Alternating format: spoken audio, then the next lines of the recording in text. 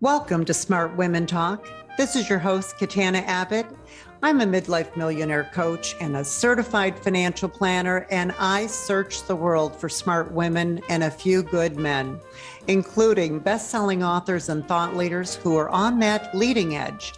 So join us for conversations on money, business, health, and inspiration, so you can live with more purpose, passion, and prosperity. Hello, everyone. This is Katana Abbott, and welcome to Smart Women Talk. I'm here today with my friend, Colleen Kilpatrick, and we are on a quest to figure out why those darn New Year's resolutions don't work, why they fail, and what to do about it instead. Do you know that they even have a name for this called Quitter's Day? And research shows that 80% of resolutions are thrown right out the window on the second Friday of January. That's right.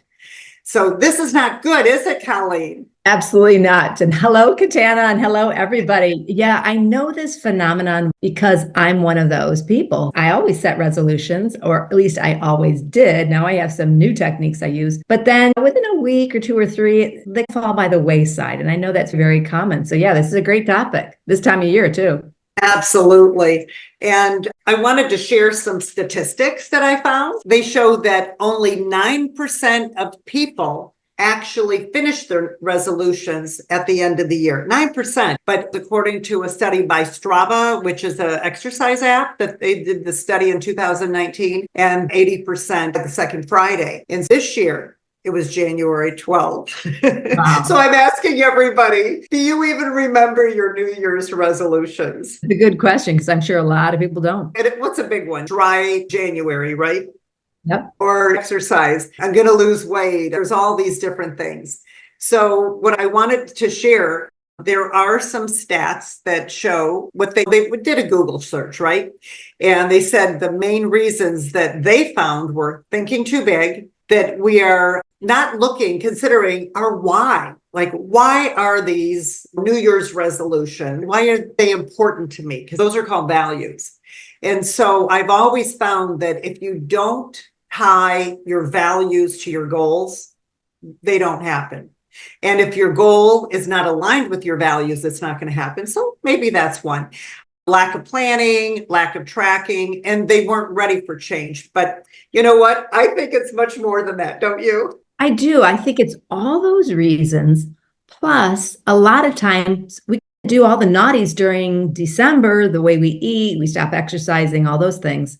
And then January, we want to have a clean slate and do it all. And we make a long list, and it's just hard to make all those changes at one period of time, in that short period of time, and then to do it in January. You have a lot of information about January not being the best time of the year to make changes. So yeah, that's overwhelming. Think about it. We're exhausted.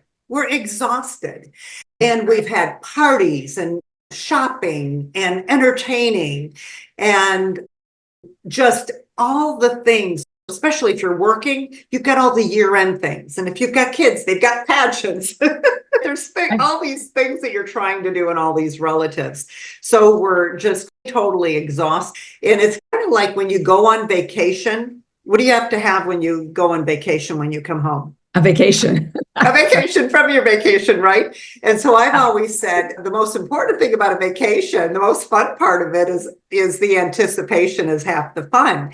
But by the time you get home, you're so exhausted. And there's another thing, because I believe that because we are so exhausted, and I know we talk about this all the time, the winter is really a time. We look at nature and look at the seasons, what's happening. The leaves are off the tree. And in the north, we have snow.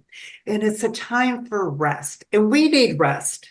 So it's a time for self-care and releasing and restoring.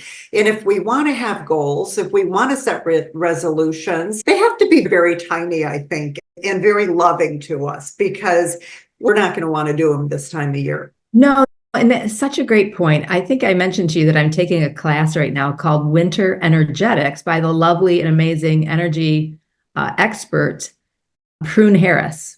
And she says that very thing. She said, if you look at the rhythms of nature, winter is a time for rest in nature, even in animals and in plants, rest that leads to restoration. You think about those two words, how beautifully they go together. But in our culture, now, today, we don't do that. In previous days, when we didn't have electricity, we humans also had a period of rest or quietness where we weren't out tilling the fields, we weren't out harvesting, we were mending things, we were being quiet, we had candlelight, we lived by candlelight, and we didn't want to go through candles too quickly because they were costly. So we went to bed early and we slept longer. So now we, because of electricity, can continue to go through the winter season when we really should be thinking about rest leading to restoration as well. And then we get so mad at ourselves when I hear myself saying it after I make dinner, right? And we have dinner and it's been dark out. I mean, we go to work in the dark, we come home in the dark. And then after dinner, I'm tired and I really feel like going to sleep. And this is the end of the end of that first month. And what I found myself doing is wanting to take a nap. And you know what I've done a couple of times? I've gone in and I am not a nap person, but I have taken some naps after dinner and then gotten back up so I could enjoy the evening a little bit. And I would never do that in the summer because it's the shortest days of the year. It's just a horrible time to try to set all these goals. I was going to say one other thing about this too. If we're trying to set these goals to exercise and you live in the Northern Hemisphere, it can be dangerous because right now I really do want to do cardio every day, light cardio, and then strong cardio. In the summertime, I can jump on my bike and I can't do that now. I can go outside and go for a 5-mile walk with a friend if I want. I can't do that right now because I'm afraid of falling and I'm getting rotator cuff surgery. The last thing I want is to fall. My friend just fell. She was hiking and she's an experienced hiker, Colleen, and she fell right on her back. She was so scared she had injured herself. So to me, it's just not in alignment with the seasons. You're absolutely right. And I think when we're left to our own devices without electricity, we sleep longer. I took an Outward Bound program in January in Minnesota. We slept for 12 hours a night. We got up with the light. We went to bed with the light pretty much. So yeah, I think we're a little off. But you know what? We live in Michigan. We live in the Northern Hemisphere, and we are human beings. We make adjustments. So like you said, you do your Peloton bike on the inside. I do my rebounding or Qigong exercises. I know we both do that. You adapt to it and you figure out how to keep moving and keep exercising during the wintertime. And that's a wonderful thing, is to try to incorporate that without risking falling. Like, that's frightening. Right.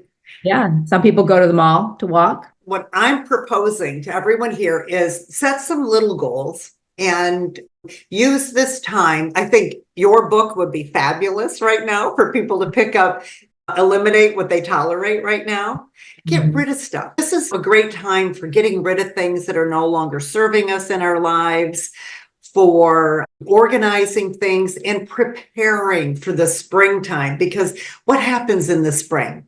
In fact, I wrote down what I would love to call it instead of New Year's resolutions, spring equinox renewal. Absolutely. Wouldn't that be cool? It would be. And you think about the trees are doing that very thing right now. So they look like, if you didn't know any better, you'd look at a deciduous tree and think it was dead if you didn't know any better. But in fact, what it's doing is gathering up carbohydrates. It's storing up those carbohydrates so that when the sun starts shining brighter, it will burst into growth. So it's preparing now for its growth. We need to think the same way. Like, what do we need to do right now to prepare for growth when the spring comes, when spring equinox comes? It's a great idea. Oh, and so this is what I'm excited about, is that in the springtime, just let's go to that mindset now, what spring will be like.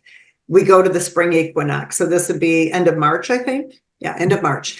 And the trees are starting, so exciting when you start seeing those buds everywhere. You start hearing more birds, right? Because like right now I'm feeding my birds in the bird feeder, and it's so important to do that right now. But lots of birds when you wake up in the morning, and then watching the flowers start bursting from the ground.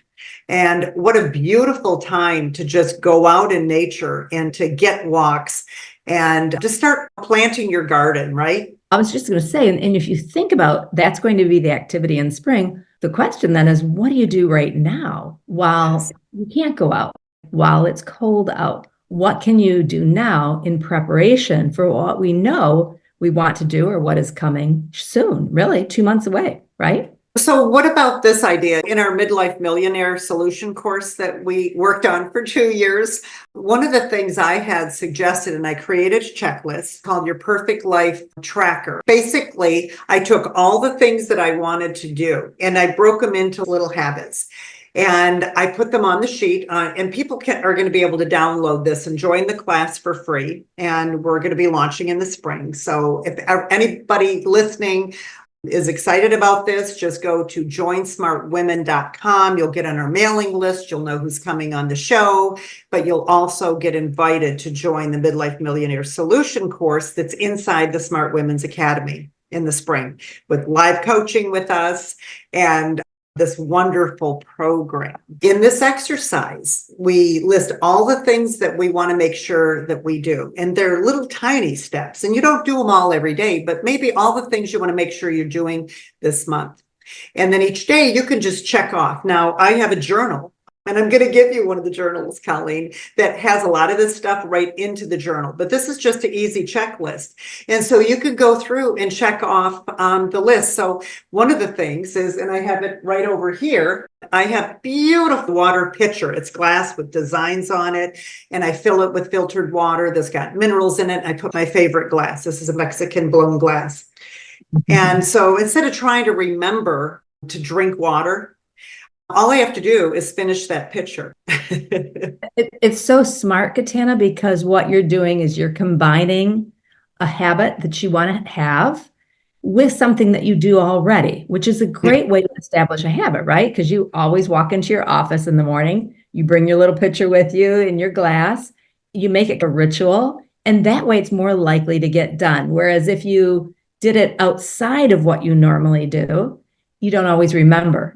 And one of the things that Jim Rohn always said, the late, great Jim Rohn, is these things that change our lives, these little habits, these daily steps, they're easy to do and they're really easy not to do. So if you can set it up so that it's easier for you to do, then it's more likely that you will maintain that habit.